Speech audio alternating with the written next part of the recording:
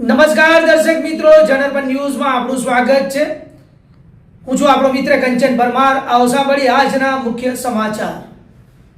દેશના વડાપ્રધાનની એક પેડ માં કે નામ મહિમને ઠેંગો ચોરંડા ગામે કોચરમાંથી કાયદેસર કટિંગ તંત્રની મૌન સંમતિ. ચોરંડા ગામ પાસે વૃક્ષોનું બેફામ અને ગેરકાયદેસર કટિંગ થતું હોવાની ચોંકાવનારી હકીકત સામે આવી છે. એક તરફ દેશના વડાપ્રધાન નરેન્દ્ર મોદી પર્યાવરણ સંરક્ષણ માટે એક પેડ માં કે નામ જેવી મહાન મુહિમ ચલાવી રહ્યા છે, ત્યારે બીજી તરફ સ્થાનિક સ્તરે હરિયાળીનું ખુલ્લેઆમ સંહાર થઈ રહ્યું છે, જે અત્યંત શરમજનક બાબત છે.